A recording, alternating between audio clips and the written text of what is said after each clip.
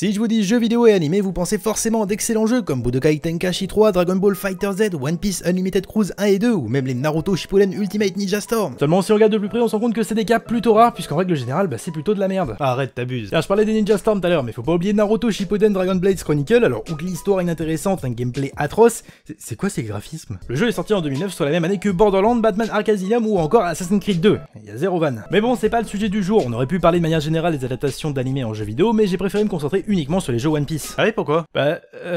Parce que Le premier chapitre de One Piece est sorti le 22 juillet 1997, mais il faudra attendre 3 ans pour voir son premier jeu vidéo. Veuillez applaudir One Piece Mezase Kaizoku. Ah ouais mec, faut vraiment que t'arrêtes d'essayer de prononcer les noms en japonais. Alors oui, le jeu a pris un sacré coup de vieux, mais en même temps il est sorti sur WonderSwan. Cette console vous dit rien, c'est normal, c'est de la merde. Bon, j'exagère un peu, mais il faut pas oublier que le WonderSwan est sorti 10 ans après la Game Boy et 5 ans avant la PSP et la DS, ça commence à faire beaucoup. Bref, dans le jeu, nous déplaçons le Vogue Mary à travers des cases, en plaçant d'autres cases sur des cases, ce qui permet d'accéder à de nouvelles cases. Oui, bah après, j'ai pas dit que le jeu était bien, mais les musiques sont cool.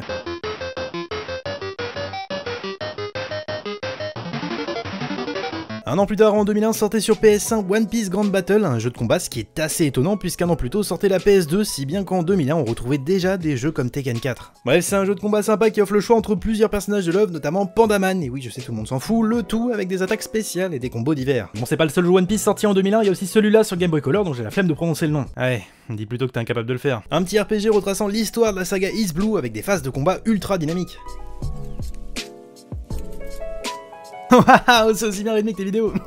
Bon, toujours la même année sur PS1, on a eu One Piece Tobidase Kaizokudan, un jeu oubliable et oublié. Non mais vraiment, il se passe un truc un jour. Et pour finir, un autre RPG sorti sur WonderSwan Color, cette fois-ci sur lequel je vais pas m'attarder puisqu'il nous reste encore pas mal de jeux à voir. Alors, 2002, nous avons One Piece Treasure Wars sorti sur... Alors, autant j'aime bien le design de Luffy, autant le gameplay... c'est quoi l'objectif là-dedans? Alors je vous passe très rapidement tous les jeux sortis sur console portable cette année-là, comme One Piece Maburushi no Grand Line Bukenki sur Game Boy Color. Tu sais, c'est pas en faisant accent que tu vas mieux prononcer, hein. Grand Battle Swan Colosseum sur WonderSwan Color qui est plutôt bon, Nanatsushima no Daiho sur Game Boy Advance et Treasure Wars 2 là encore sur WonderSwan Color. Parce que visiblement en faire un seul la même année c'était pas suffisant. Mais en 2002 on a surtout eu 2 jeux sur console de salon, le premier Grand Battle 2 sur PS1 qui fait suite au premier et sur lequel j'ai pas grand chose à dire étant donné qu'il est identique au premier à l'exception que les menus ont été améliorés et qu'on a accès à de nouveaux personnages. Et le deuxième, Treasures Battle, est plus intéressant puisque c'est le premier jeu sorti sur GameCube, soit le premier jeu One Piece sorti sur la 6ème génération de console. Ce qui est fou!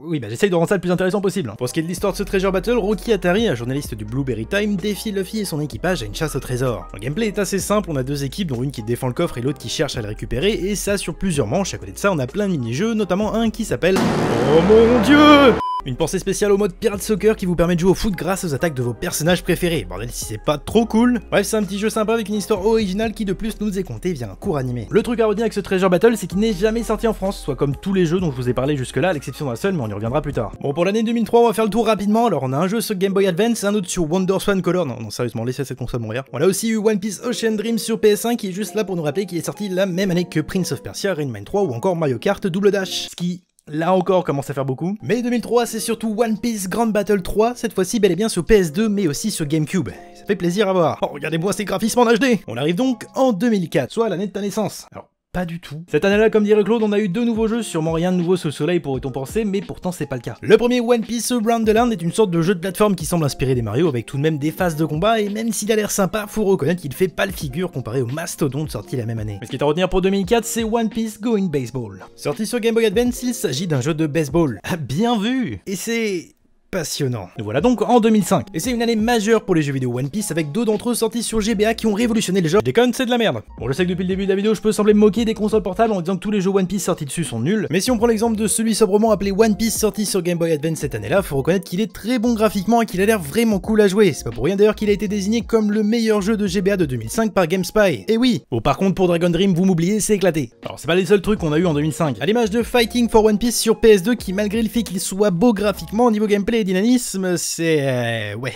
On a aussi eu Pirates Carnival qui est une sorte de One Piece party avec plein de différents mini-jeux, soit rien de spécial. Et enfin One Piece Grand Battle. Attends, quoi? Alors oui, il est temps de parler plus en détail de la série des Grand Battle parce que c'est un peu le bordel. Comme j'ai dit plus tôt, le premier est sorti sur PS1 le 15 mars 2001, mais ce que je vous ai pas dit, c'est qu'il est le premier jeu One Piece à être sorti en France en 2003. Cependant, pour voir un deuxième jeu arriver dans nos belles demeures, il faudra attendre 2006, mais ça on le verra après. Quant à ce One Piece Grand Battle, il s'agit en réalité du 4ème opus. Alors on pourrait se dire que ça commence à faire beaucoup de jeux qui se ressemblent, mais qui sait, à l'avenir ça va peut-être changer. Alors, 2006, nous avons un seul jeu One Piece nommé Grande Aventure. Tiens, ça me rappelle un truc. Ok, allez vous faire foutre. C'est quasiment le même jeu que Grand Battle, mais avec plus de personnages. Les jeux vidéo, c'était vraiment mieux avant. Le seul point à retenir, c'est que c'est le deuxième jeu à être sorti en France. Youpi. Bon, allons faire un tour en 2007, même si j'imagine que ça sera exactement la même chose.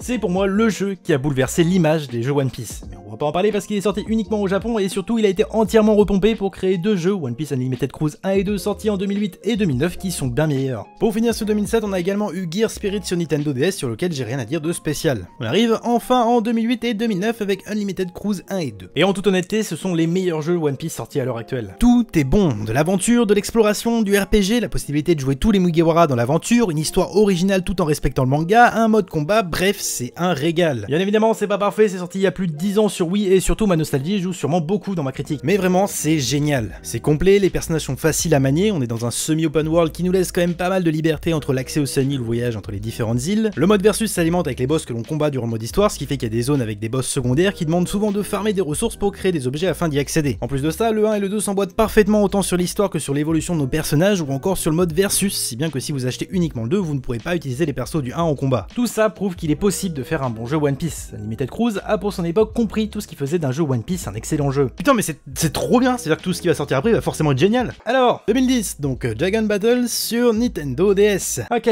bon y a absolument rien à dire, ça aurait pu sortir sur G-Bag, j'aurais pas vu la différence. 2011 maintenant et les jeux se font de plus en plus rares, ce qui est assez étonnant puisque c'est vraiment à cette époque-là que One Piece a commencé à dominer le monde des mangas niveau vente. Bref, cette année on a eu Unlimited Cruise SP sur 3DS qui est un remake des deux Unlimited Cruise avec quelques trucs en plus, mais aussi Dragon Battle 2. Oh, je suis sûr qu'ils ont fait des trucs de ouf pour le deuxième opus. Ouais.